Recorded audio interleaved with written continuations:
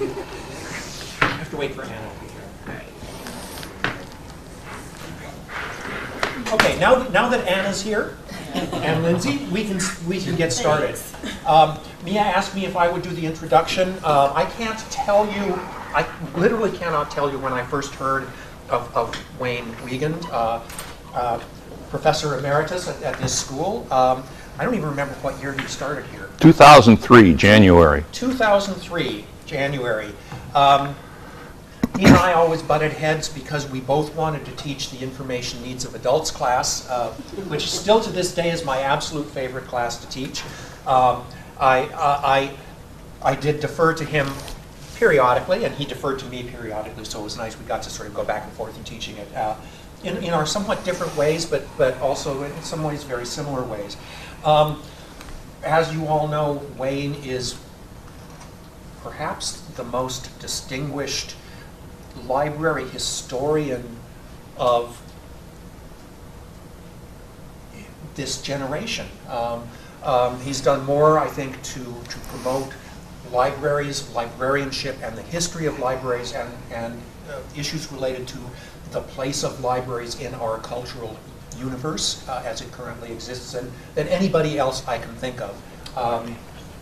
I'm very happy to count him as a friend and a colleague, and it was a great pleasure to have the opportunity to work with him in a variety of ways over the years. The last thing I will say here is I also had the great pleasure of serving with Wayne on the promotion and tenure committee for a couple of years. Obviously, I've continued that, and Wayne, you probably remember the policy document that we created during your time as chair of the P&T committee. Well, guess what we did this year? Revised it. We did. Oh. So I spent a good number of days hacking away at that thing. And it's improved, I'm hope sure. So. Well, Yes. you know, terminology has changed at the university, Yeah. so it had to do all of that. And you know, there were certain ways that it could be streamlined and pulled together in different ways. So that was sort of what we did. But in substance, it hasn't changed. Anyway, I give you Wayne Wiegand. Thank you. I don't know when I came down with this, but I have something in my head, besides the brain, and my ears are kind of plugged. So if I don't hear you clearly, project your voices. Now, I had thought we're going to set this up that you read the article in Library Quarterly, and I would respond to that. Let me see. If your eyes are going down to the computer or the table, I'm in trouble. Okay, let's see. All right. My students should have, right? They're looking down at theirs. All right.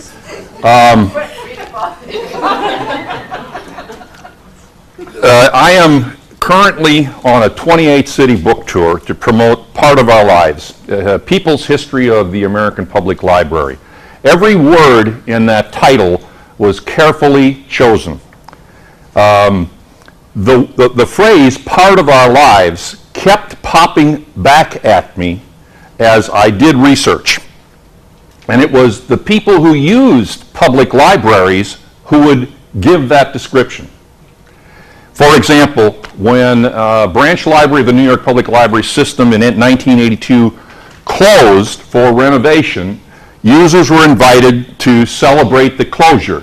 And a woman said, "I can't, I'll cry, it's been part of our lives."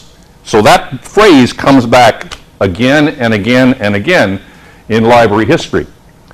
A people's history of the American Public Library.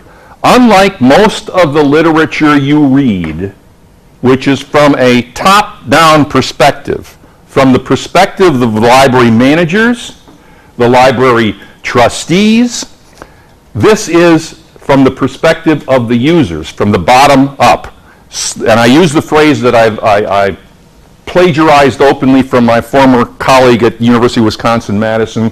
I don't look at the user in the life of the library. I look at the library in the life of the user. Now, when you turn that phrase around, what you do is you create for the user a whole life, of which the library is a part. If you look at it as the user in the life of the library, then the library gets privileged, and stuff emerges that isn't all that relevant to the user. Do they really care what circulation system you're running? Do they really care about the reach of particular databases? When you look at it from the eyes of the user, things come up differently. Now, what I discovered, and this just sort of smacked me in the face after I had done all of the research, and the research was made quite possible by the huge digitized newspaper and periodical databases that have emerged from the middle of the 1990s. And the best place for me to access that information was at the Library of Congress, because unlike FSU, unlike UW-Madison, unlike Cal Berkeley, they have everything. They don't have to make selections among those digitized databases. Their subscription costs are covered by Congress. So I knew I had access to all of the digitized newspaper and periodical databases, and I simply plugged in the search term public library.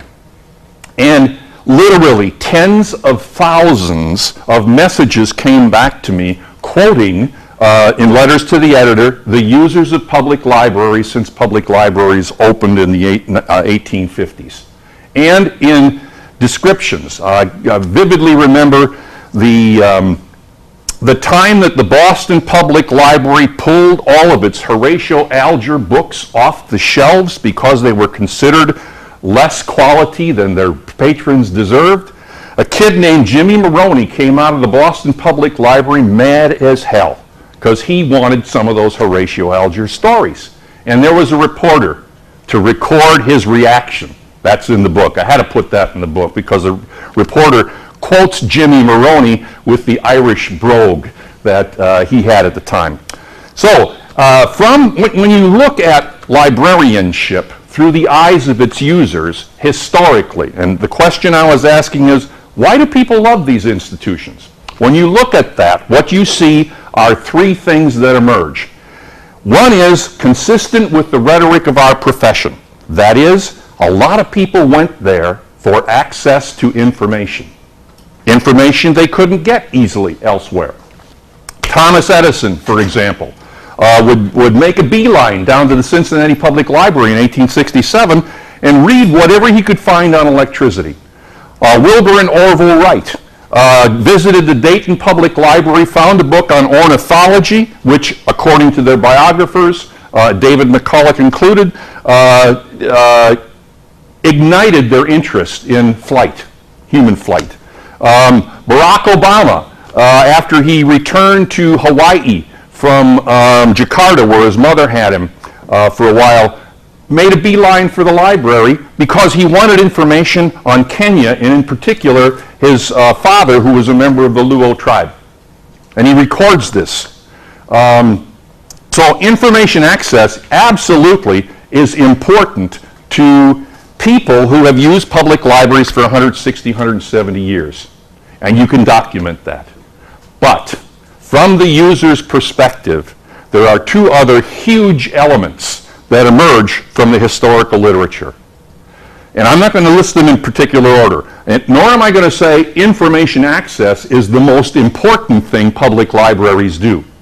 I'm going to say public libraries have done three things very well. In no particular order they are: information access, the public library as a place, and the provision of commonplace stories that have transformed people's lives. Those latter two are not part of our literature. They are not part of our professional discourse. They are not discussed very much in the research conversation we have with each other. They are not part of the curricula of schools of library and information studies or schools of information. So let me return to public library as place. The literature, the voices are just full of stuff that indicate that people have placed a lot of importance on the public library. I should have brought my PowerPoint with me. There's a favorite picture I have that I show in presentations of the lobby of the Toledo-Lucas County Public Library in 2007, the night a Harry Potter novel was released. Okay, the lobby is full of people. And you got them all the way from ages 6 up to 86.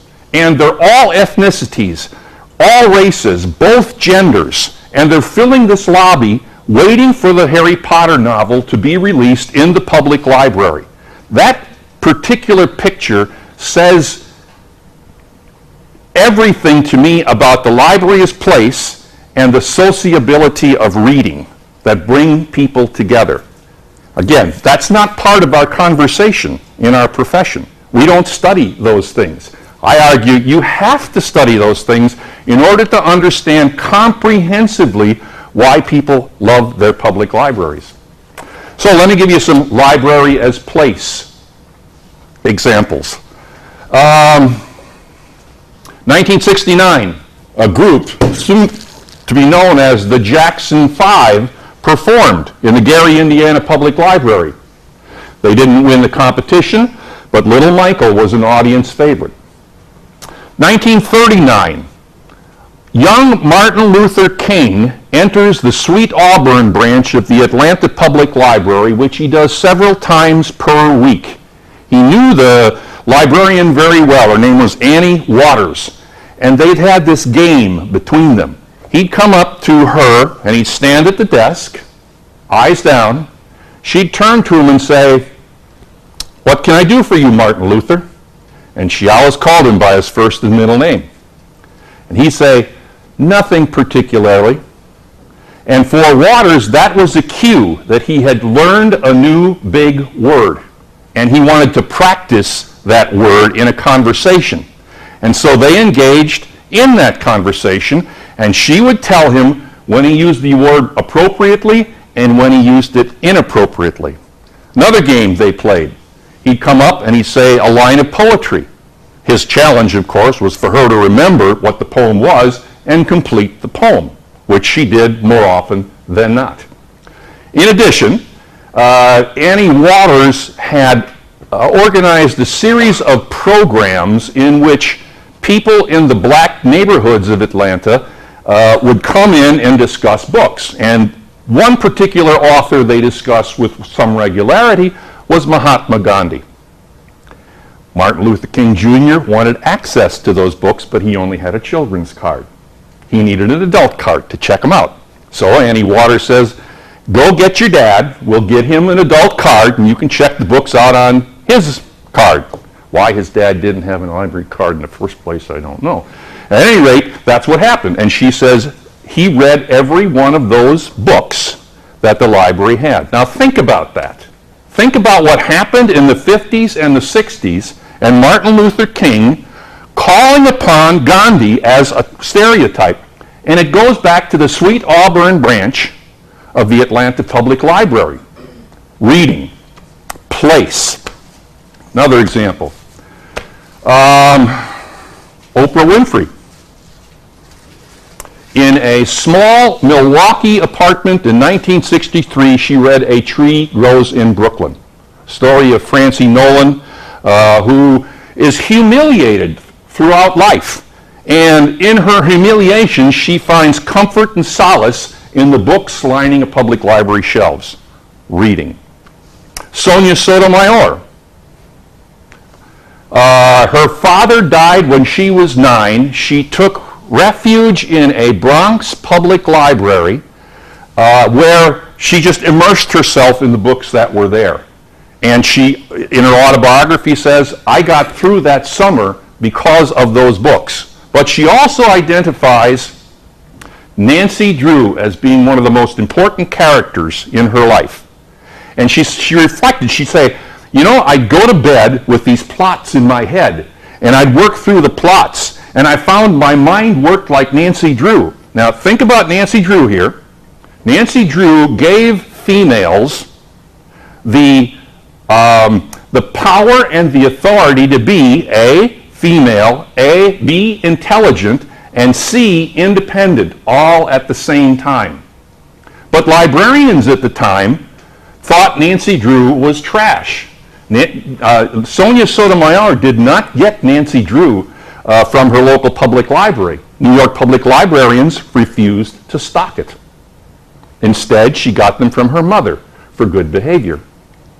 Yet she'll admit to this day, and Chauncey was kind enough to forward Justice Sotomayor's letter to me. I had actually asked her, I read her autobiography, and I said, I can't figure out where you got your Nancy Drews from. Did you get them from the Bronx Library? Because I knew the New York Public Library didn't lift its ban until 1976, and this was 1963. And she wrote back and said, no, I got them from my mother for good behavior. So I sent her a copy of the book, and she sent a letter to the School of Information, and Chauncey forwarded that letter to me. So thank you, Chauncey. I'll get that on here. And that was all very nice. At any rate, New York Public Library considered it trash and didn't lift the ban until 1976. And San Francisco Public Library, that liberal bastion of democratic politics, didn't lift the ban until 1996, until 8-year-old Taya Bosselman wrote the San Francisco Chronicle on the occasion of the opening of the new San Francisco Public Library building and said, why isn't Nancy here? My mother read her, and her mother read her, and I want Nancy Drew on the shelves. Finally, the librarians buckled. Reading, and what those texts mean to the individuals. So that's what comes out of the book, that public libraries have done three things extremely well. Access to information, transformative power of commonplace stories, and libraries as place. We have not begun collecting statistics of the use of library place as a place on a national level until the year 2004. So we've only got a decade of statistics to tell us how people have used public library spaces, but we haven't even begun to investigate why they use them. We have almost no statistics to tell us beyond circulation statistics what reading has meant for people in our profession. Okay, so here's my argument, and this is what I put in this article.